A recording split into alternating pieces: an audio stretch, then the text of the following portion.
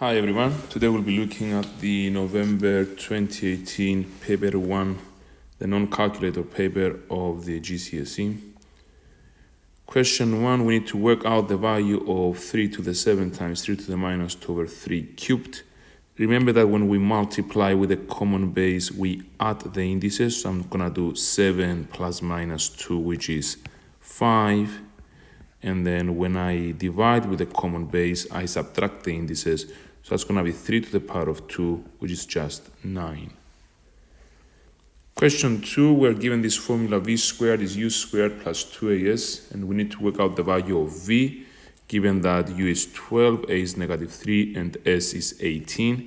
So I'm just going to substitute in here, v squared is 12 squared plus 2 times negative 3 times 18. Now, 12 squared is 144. 2 times 3 is 6. 6 times 18 is 108. So that's going to be minus 108, which is equal to 36. And therefore, v is the square root of 36, which is just 6. And then part B, we need to make s the subject of this formula. So that means I need to isolate s on one side, its coefficient being 1. I will start by deducting u squared, and then I divide by 2a. So v squared minus u squared over 2a is equal to s. Question 3, a bonus of 2,100 pounds is shared by 10 people. Now 40% of the bonus is shared equally between the 3 managers, and the rest is shared equally between the 7 salesmen.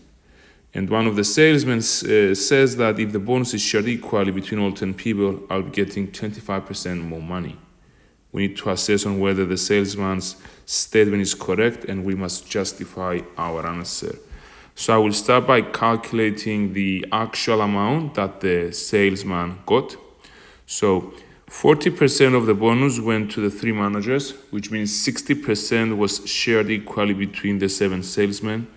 So 2,100 times 60 over 100 times 1 over 7 to find the amount for each of the salesmen. So the 21 with the 7 leaves me with a 3 here. The 60 with the 100, it's 3, and this is 5. So I got 300 times 3, which is 900 over 5, which is 180. This is the actual amount he got. Now, if the bonus was shared equally between all 10 people, then each would have obtained an amount of 210 pounds. The claim is that 210 is 25% more than 180. So if I do 25% of 180, which is just a quarter of 180, which is 45, well, 180 plus 45 is 225, which is obviously not 210. Hence, the salesman is wrong.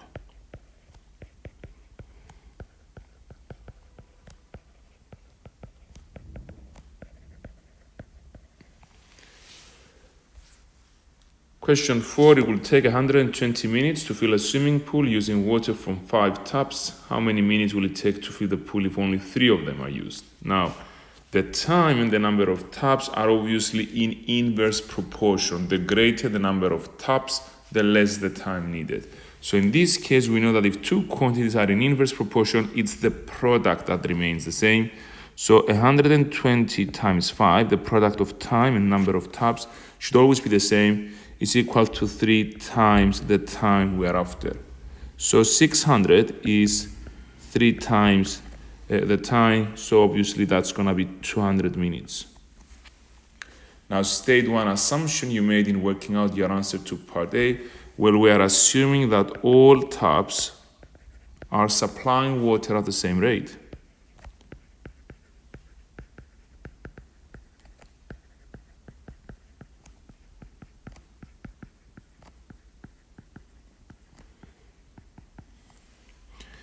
Question 5, it's a plane, it's traveling at a speed of 213 miles per hour. We need to work out an estimate for the number of seconds to travel a mile. Now we start off by saying that if the speed is 213 miles per hour, that simply means that 213 miles are covered in 1 hour.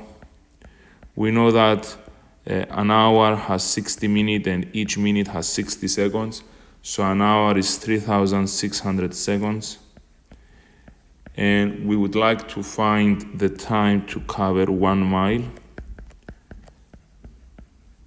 So x will be 1 times 3,600 over 213.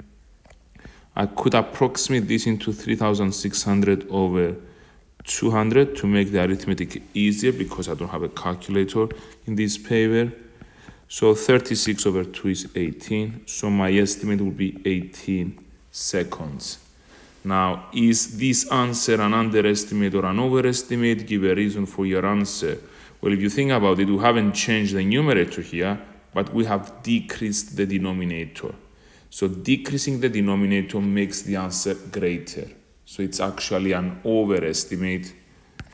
It is an overestimate since 213 was rounded down to 200. 6, we need to solve the simultaneous equations. 5x plus y is 21, x minus 3y is 9. So what I could do is take the first equation and multiply everything by 3, leading to 15x plus 3y is 63. So that upon addition of these two, I will be getting that 16x is 72. Now, the 3y and the negative 3y upon addition, they disappear, so I'm using elimination here. Now, x should be 72 over 16. Both are divisible by 8, so this leaves me with a 2 and this with a 9. And I'm not done. I need to proceed and find out the value of y. So we know that 5 times x plus y is 21. Now 45 over 2 plus y is 21, which means that y is 21 minus 45 over 2. 21 is 42 over 2 in order to proceed in simplifying and finding the value of y, which is minus 3 over 2. So final answer will be x is 9 over 2 and y is negative 3 over 2. 7, it's a square ABCD with the sides of length 20 centimeter. We've got a semicircle and an arc of a circle, and we need to show that the area of the shaded region over the area of the square is pi over 8. So let's start with the easy stuff first of all. The area of the square is just 20 squared, which is 400 square centimeters.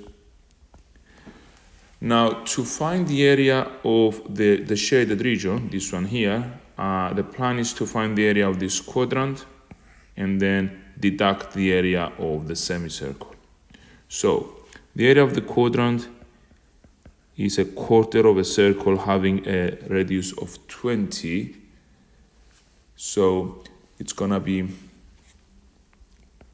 pi r squared over 4.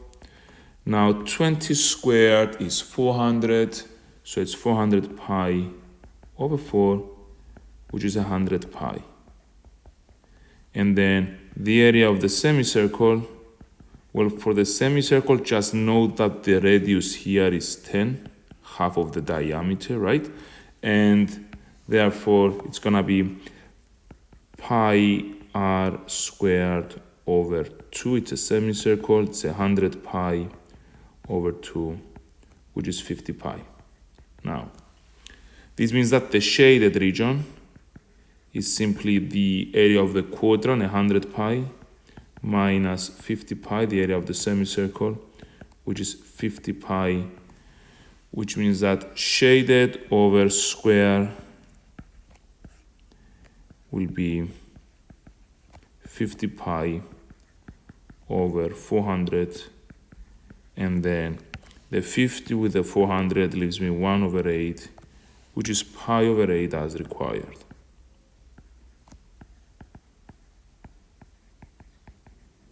Because it's a show that question, you need to show everything clearly and arrive at the printed answer without omitting any step.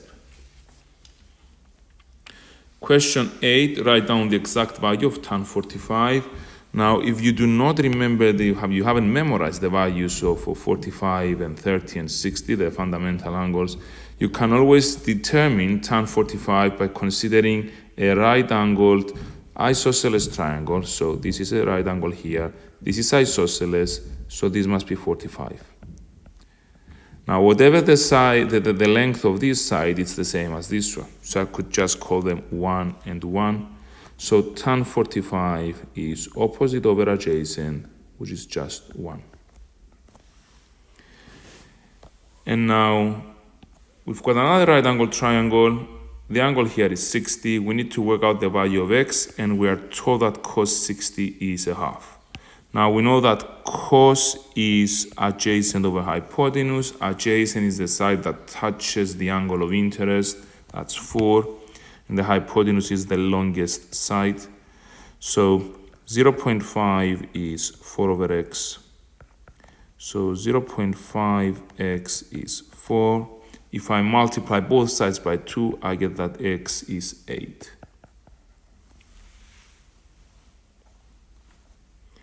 Nine, we've got the times for 48 trains that left the station on Monday.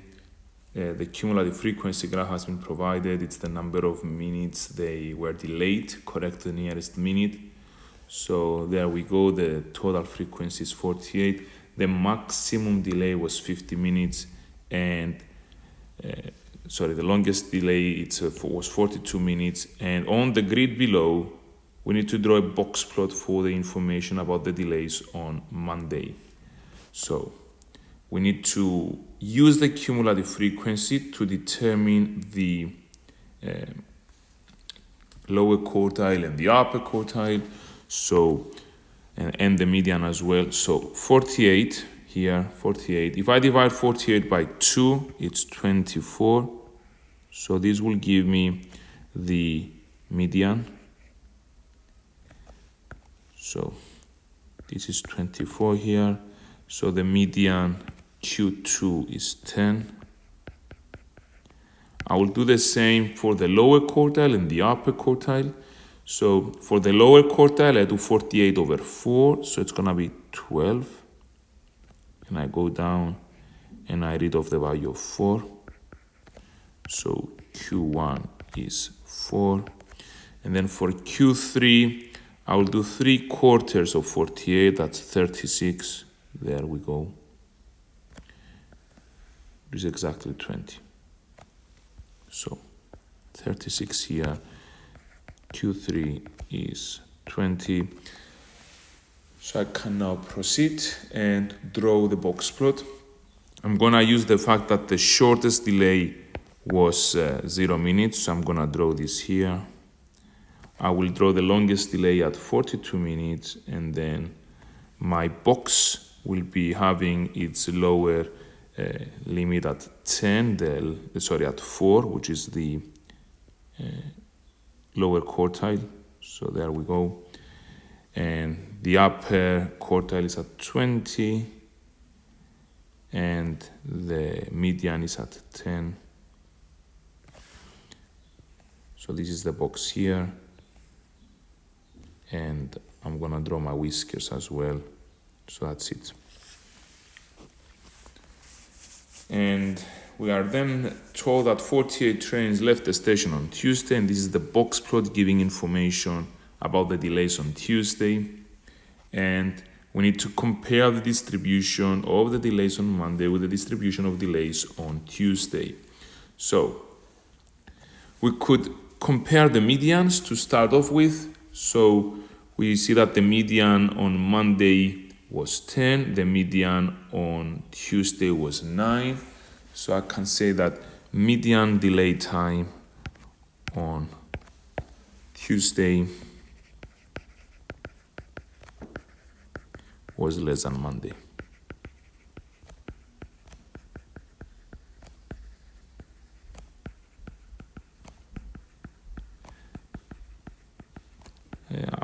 2 comments because it's 2 marks. We also need to compare the spread, and the spread is given by the box. You see that the box here is wider than this one. So this is the difference here is the interquartile range. Interquartile range is Q3 minus Q1. We see that we've got a wider space here than Tuesday. So we can say greater spread in delay times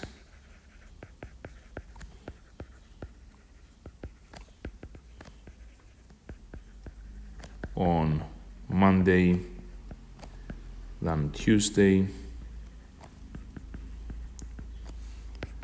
And I'm gonna write in brackets greater interquartile range, greater IQR. Mary says that the longest delay on Tuesday was 33 minutes, which means that there must be some delays between 25 and 30 minutes. So the longest delay was 33 minutes, that's correct, which means that we must be having delays between 25 and 30.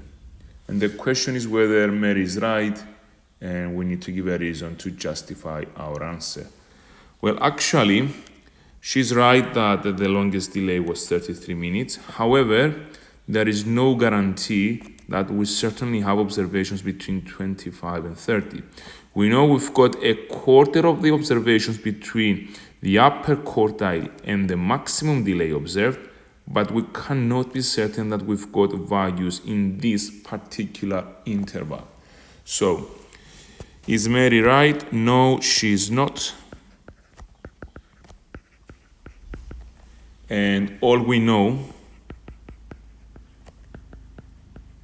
is that there are delays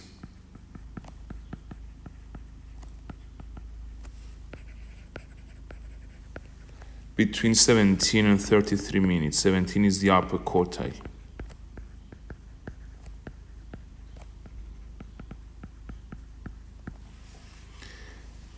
(10a), we need to simplify x minus 1 over 5 brackets x minus 1 squared.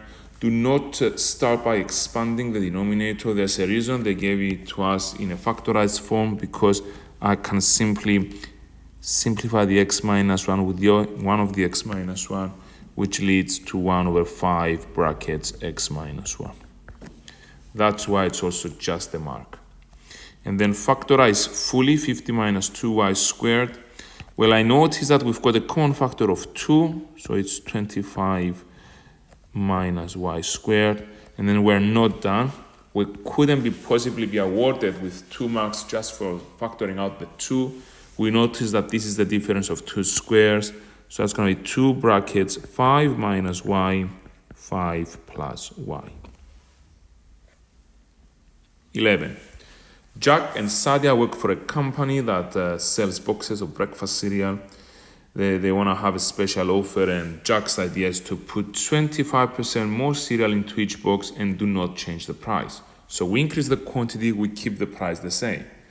Whereas Sadia is saying, let's reduce the price, but keep the quantity the same. And Sadia wants her idea to give the same value of money as Jack's idea. By what percentage does she need to reduce the price? So I need to come up with a nice summary of all the given information here. We've got the amount and the price. We haven't been told of any numbers about the quantity, the original quantity or the original price. So I'm just going to say that originally these were x and y respectively. Now Jack is saying, let's increase the amount by 25%. So if I'm going to increase something by 25%, I have to multiply it by 1.25. So the amount becomes 1.25x. And the price remains the same, y. Whereas Sadia is saying, wait a minute, let's keep the amount the same, but I want to fix the price so that the 2 offers are essentially equivalent. So I'm going to use the ratio here. So 1.25x over x is y over what I'm trying to find. So what I'm trying to find is xy over 1.25x The x's cancel out. Now 1.25 as a fraction is 5 over 4, which can be written as 4 over 5y, which is 0.8y. Now if we think about it, since the price needs to become 0.8y, if I multiply something by 0.8, so if the multiplying factor is 0.8, I'm essentially reducing by 20%. So the percentage reduction we're after is 20%. 12, we've got the ABC points on the circumference. DAE is a tangent. We're being given the angle 35 and 56 here, and we need to work out CAO. You must show all your working. The reasons are not necessary here. So I think I will start by using the alternate segment theorem, which says that this angle here and this angle here are the same.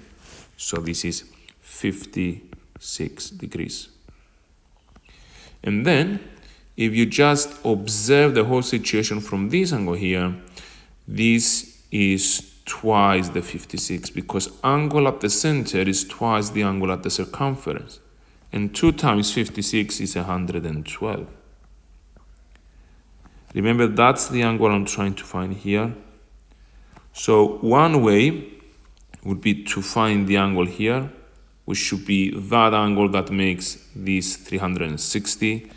So this here is 360 minus 112, which is 248. And then this here is just a quadrilateral. So to find CAO, I'm just gonna do 360 minus the 3 known angles, the 35, the 248, and the 56. Now, 35 plus 248 plus 56 gives me an answer of 339. You need to do it manually. You don't have a calculator, remember, and this is 21 degrees. 13, we've got triangle A and triangle B. Describe fully the single transformation that maps triangle A onto triangle B. Now, the only transformation that we know that affects the size is enlargement. Now, to find the center of the enlargement, we join together corresponding points. So I could join the right angle, I could join the angles corresponding over here, and they intersect exactly at 2, 2. So we've got it's an enlargement, we've got the center is 2, 2. Remember that the scale factor is a distance on a length on the image over the corresponding length on the object. So I know that this corresponds to that.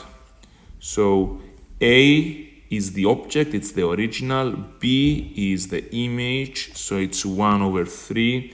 And actually, we've got this flipping, this change in orientation, which means that it's actually negative a third. So this is an enlargement about 2, 2 with scale factor minus a third.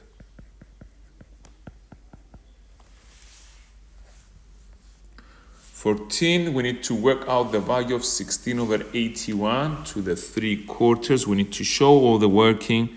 I will start by writing 16 over 81 to the 1/4, all raised to the power of 3.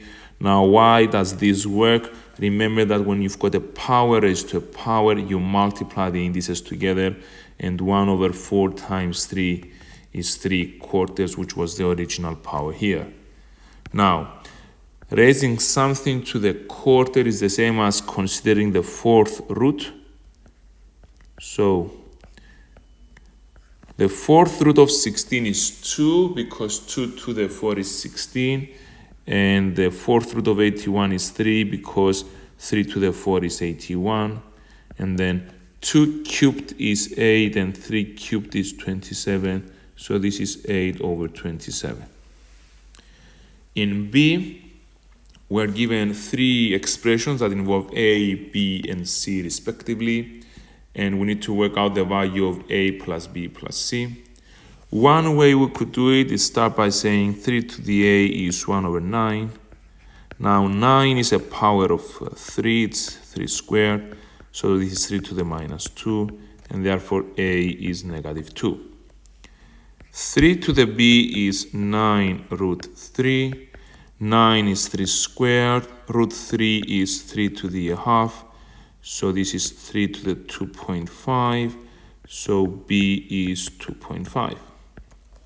And then 3 to the C is 1 over root 3, which is 1 over 3 to the half, which is 3 to the minus a half, which means that C is minus 0.5.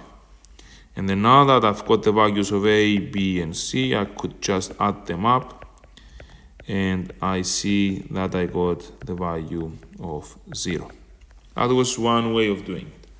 An alternative would have been for you to observe that if I do 3 to the A times 3 to the B times 3 to the C is 3 to the A plus B plus C, which is also 1 over 9 times 9 root 3 times 1 over root 3. And somehow, magically, lots of simplifications. The 9 with the 9, the root 3 with the root 3, and this is equal to 1, which is 3 to the 0. So this is the power here. Let me use a different color. That's not a good one. So A plus B plus C is 0. So I just recovered the value of A plus B plus C. 15, we've got three solid shapes, A, B, and C. They are similar.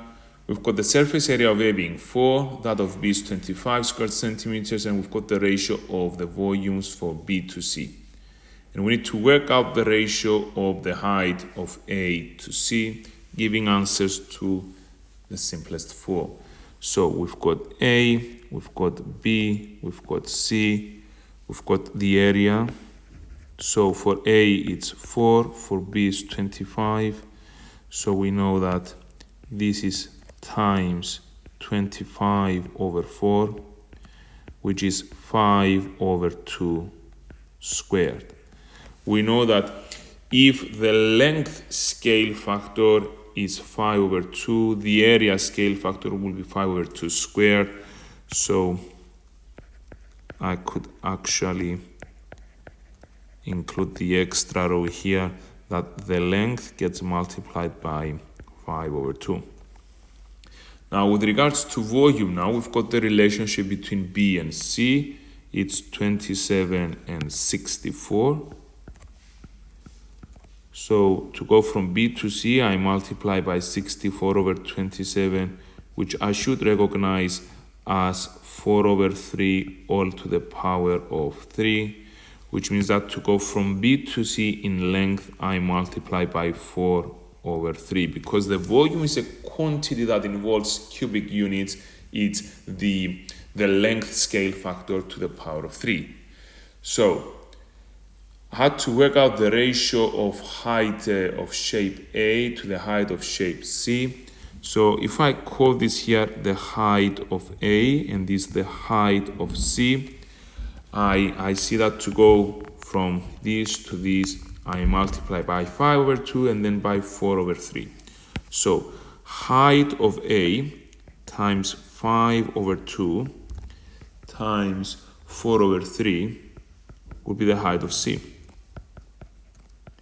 Now, the 2 with the 4 leaves with the 2, and I get that 10 height of A over 3 is height of C, which means that the height of A over the height of C is 3 over 10. So all I'm doing here is cross multiplication. The height of C came down, the 3 went up, the 10 came down. 3 to 10. So the ratio I was after is 3 to 10. It was the height of A to the height of C. 16, it's a recurring decimal question. We need to prove algebraically that 0.256 recurring can be written as that. Remember that the two dots indicate the start and the end of the repeating pattern. So I will start by letting x be 0.2565656. So if I multiply once by 10, I get 2.565656, which means that the decimal part is now consisting of only the repeating pattern. Now I need to get one full period of this repeating pattern to the left side of the decimal point. So I need to multiply by 1,000. So 256.5656, which means that upon deduction, 1000x minus 10x is 990x is equal to 256 minus 2. The reason that all of this works is because the decimal part is the same here. So everything will cancel out in the decimal side of things, and I'm left with 254. So x is 254 over 990. They've got a common factor of 2, 127 here, 495, and I need a conclusion. Hence, 0.256 recurring is 127 over 495 as required.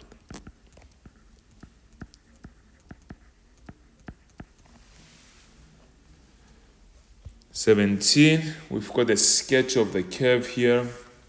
It's the graph of x squared plus ax plus b. And we are told that the points 0, -5, and 5, 0 lie on the curve. So let me just start by adding this information here. This is -5, this is 5. And we need to find the coordinates of the turning point. The turning point is this minimum here. So one way to work on this will say that I start with y is x squared plus ax plus b. When x is 0, y is -5.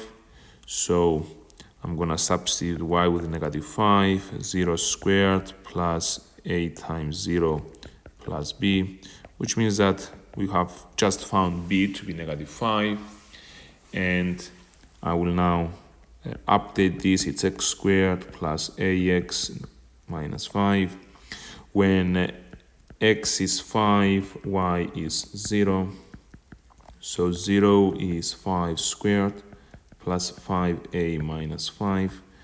Now 5 squared is 25 plus 5a. So minus 25 is 5a. Sorry, it's 20. Sorry for that. It's 20, and I get minus 4 equals 2a. So I know that I'm looking at y is x squared minus 4x minus 5. And the big question is, how do we proceed? So how do we proceed in finding the turning point? One way would be to just factorize into x minus 5, x plus 1. And we could find the cuts on the x-axis by setting y is 0. It's x is 5 and x is minus 1. And we know that this graph is symmetric.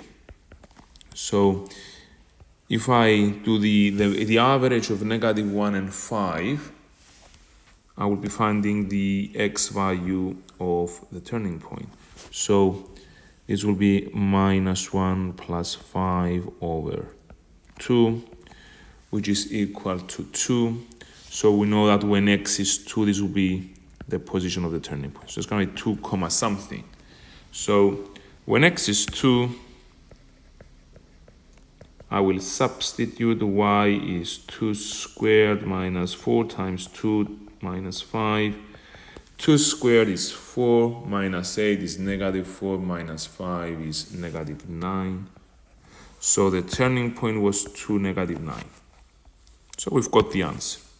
But that was just one way of doing it. Once we have established that this was the equation of the quadratic curve, there were other ways you could approach it. One such way would be to use completing the square. So I'm just going to write this other technique here, complete the square. I will start by writing out the equation I got, x squared minus 4x minus 5, which is x minus 2 all squared minus 2 squared minus 5. Remember, I'm trying to force a perfect square form, and then I adjust with any extra constants that are introduced. This is x minus 2 all squared minus 4 minus 5, which is minus 9. And we know that the minimum is attained when the bracket is 0, because this is always a non-negative as it is squared.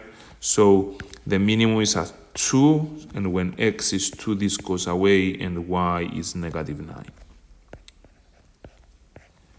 So by completing the square. Or another thing you could do is use differentiation. We know differentiation calculus is used to find the location of minimum and maximum points. So dy dx is 2x minus 4. Remember, we take the power down and we deduct 1 from the power. And at the minimum point, dy dx will be 0. So 2x is 4, x is 2. And then again, I substitute to get the value of y is negative 9. So 3 different ways of approaching this question. It is obvious that you had to start off by actually finding the unknowns a and b. 18, it's the graph of f of x, and we need to sketch the graph of f of x minus 2. Now, we should recognize this as a translation 2 to the right. Whatever goes in the bracket goes along the direction of x, contrary to your mathematical instincts. Even though you are tempted in deducting 2 from x, you will actually be adding 2. So translation 2 to the right. So it will look something like this. I'm gonna draw this for a moment, and then I will move it 2 to the right, so it should go there. So this is f of x minus 2. And then in part B, it's graph A and graph B. Obviously, one is reflected along the y-axis to get the other. And if A is g of x, then what is the equation of graph B? Well, if you think about it, I have multiplied all the x's by negative 1. Something that was negative became positive. Something that was positive became negative. So this is essentially just y equals to g of minus x. I'm multiplying all the x's by negative 1. This is a transformation corresponding to a reflection in the y-axis. 19, we've got two functions, f of x and g of x, and we need to show that the composite function g of f of x is 2x brackets x plus 2. So I always like to start by writing this with an extra set of brackets, just to remind myself that I start from the heart of the problem. I first do f and then I do g.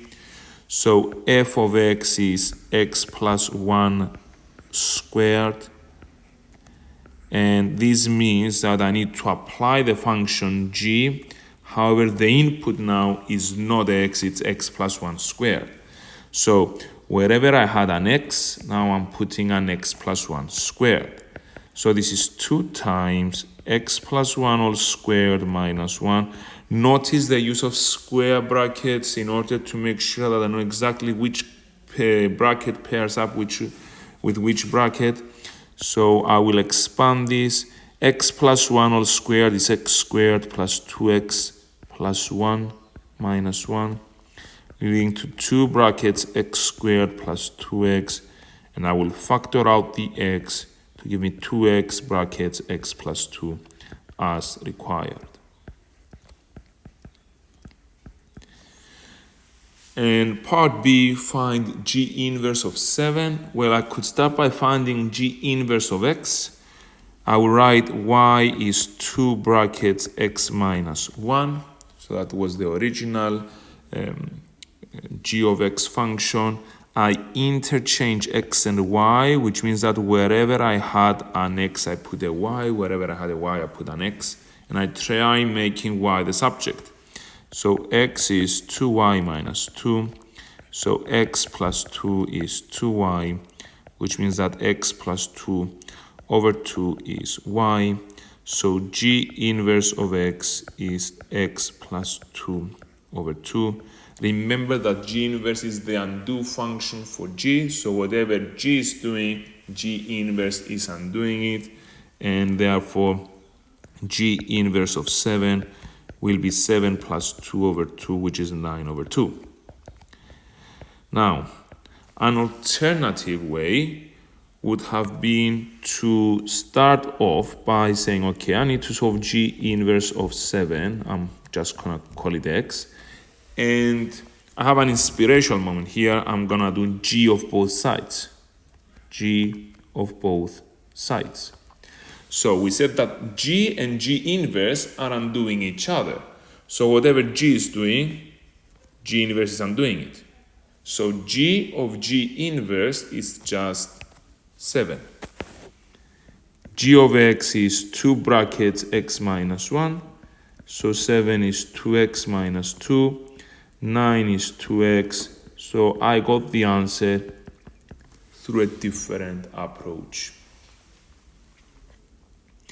20, we have been given this expression that we need to put in the form of a brackets b plus root 2, where a and b are integers. We need to be super careful with these questions where the answer needs to be put in a specific form, because the final mark will only be awarded for a correct answer in the correct form. So I will start by writing out what they gave to me, root 18 plus root 2 all squared over root 8 minus 2. I can't help but notice that root 18 is root 9 times root 2, because root 9 is just 3.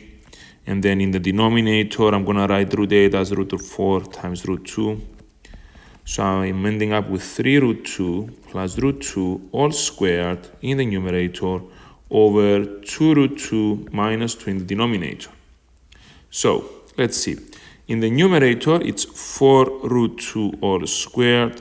In the denominator, I see a common factor of 2. So 4 squared is 16. Root 2 squared is 2. 16 times 2 is 32 over 2 brackets root 2 minus 1.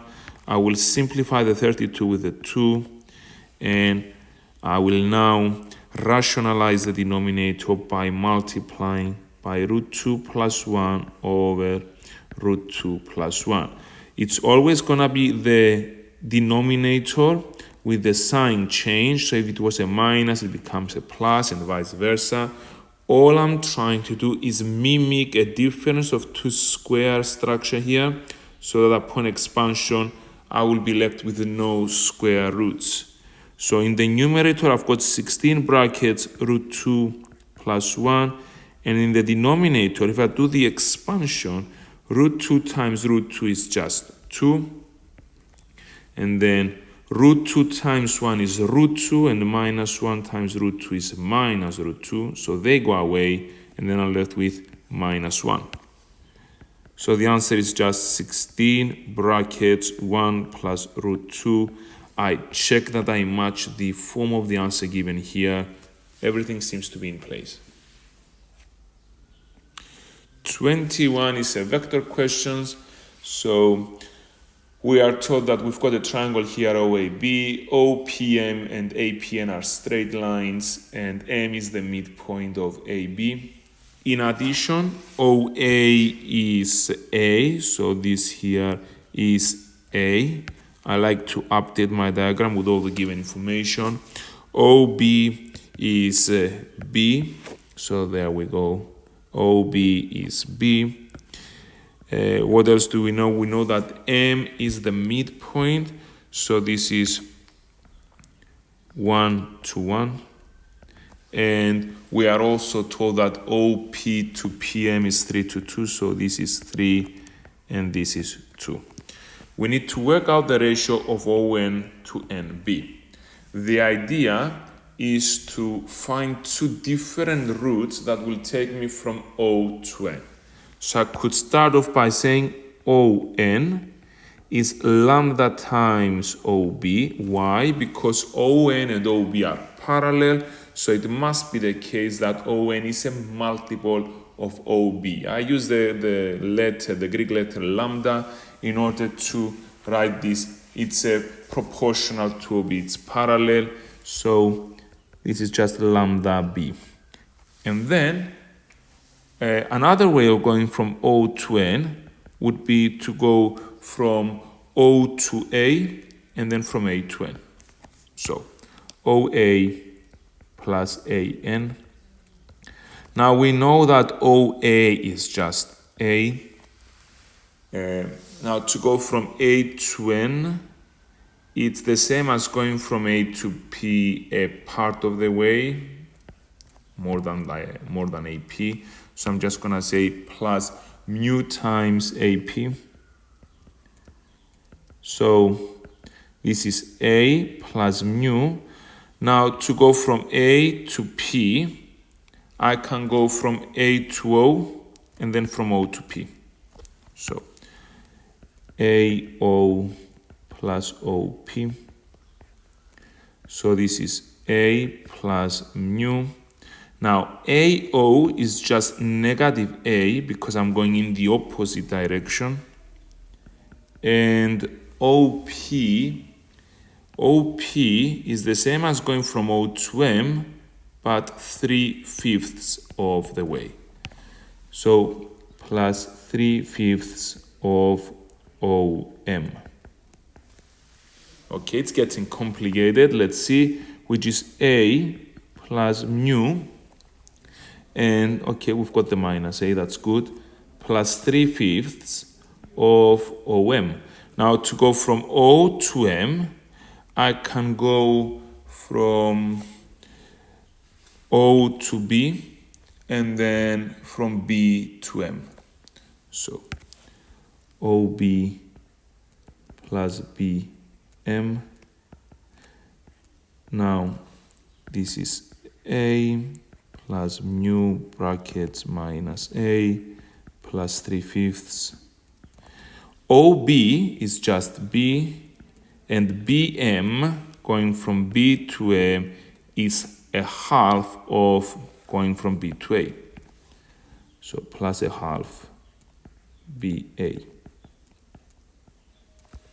So this is A plus mu minus A plus 3/5 of B plus a half of.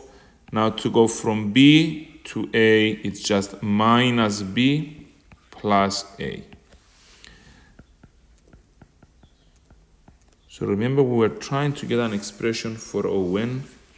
So let's try simplifying things. A plus mu minus M plus 3/5 of B minus a half B plus a half A, which simplifies into A plus mu minus A plus 3/5 of a half B plus a half A.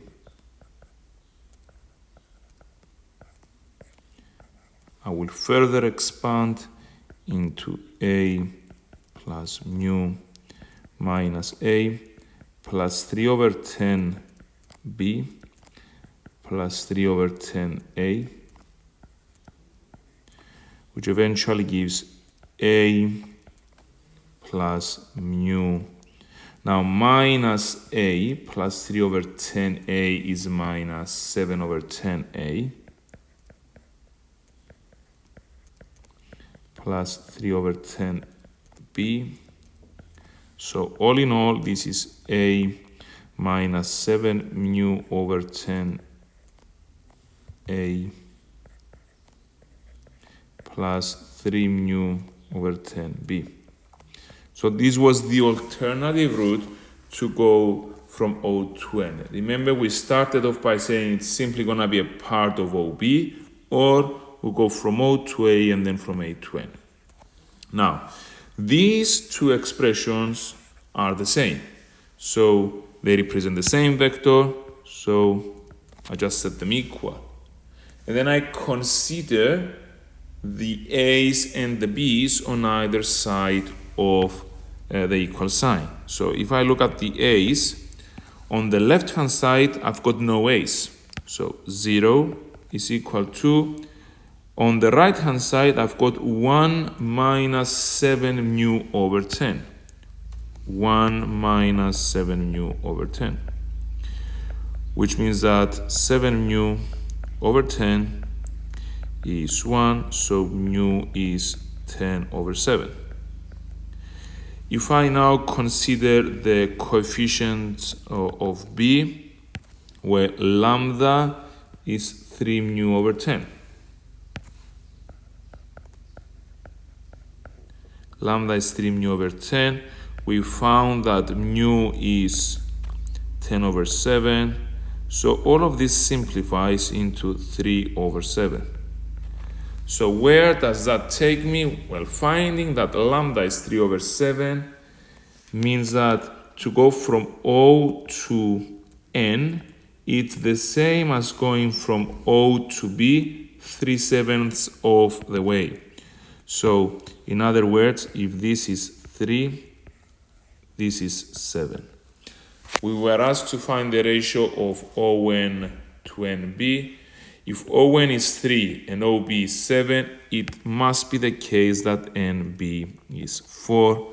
So the ratio we were after is 3 to 4. This is certainly a challenging question.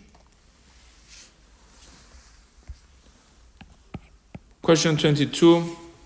There are only green pens and blue pens in a box. There are 3 more blue pens than green pens, and there are more than 12 pens in the box.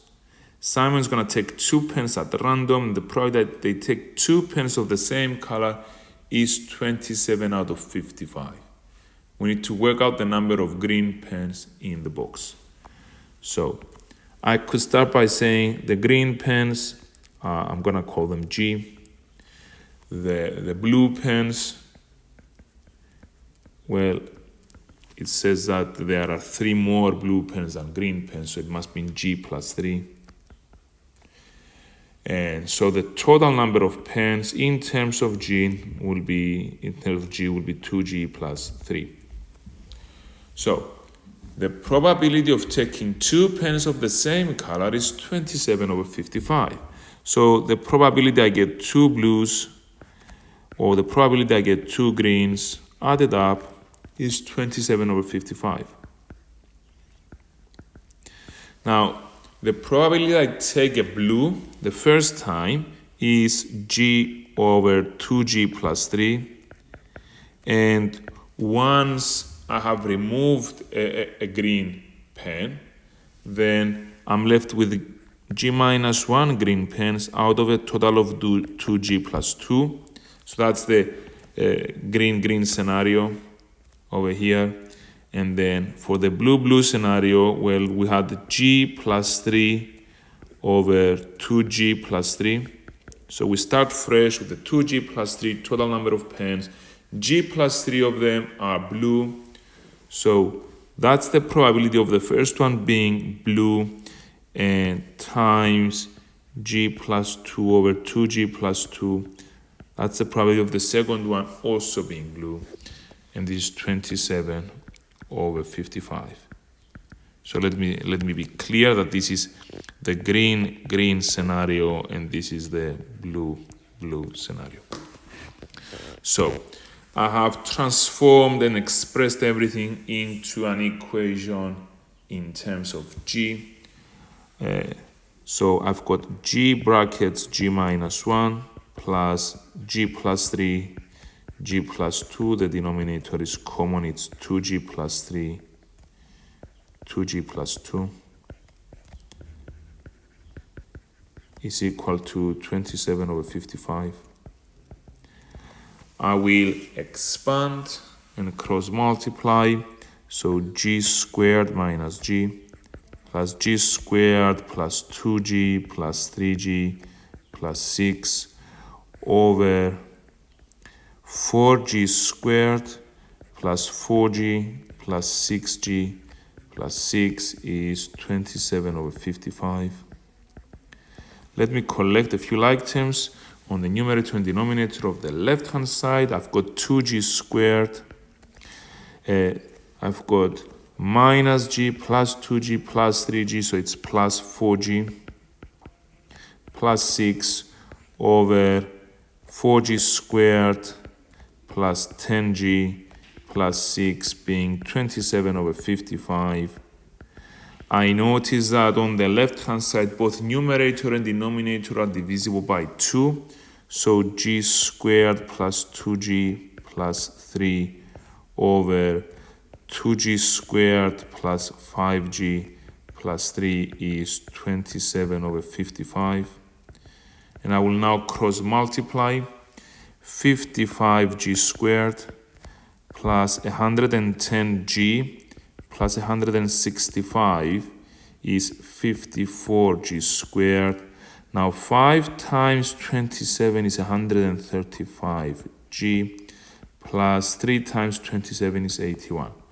So I have cross multiplied here, and I will collect everything on the left hand side. It's g squared minus 25g, 110g minus 135g is minus 25g, and 165 minus 81 is 84.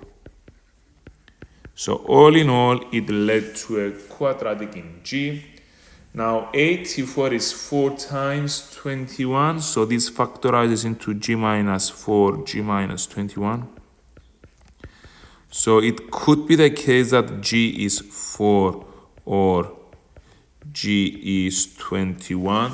However, we were told that there are more than 12 pens in the box. So if G is 4, then 2G plus 3, the total number of pens, would have been 2 times 4, 8, plus 3, 11. So this is not good. We reject the G is 4, which means we've got 21 green pens in the box originally. So that was the last question of the paper. Thank you very much.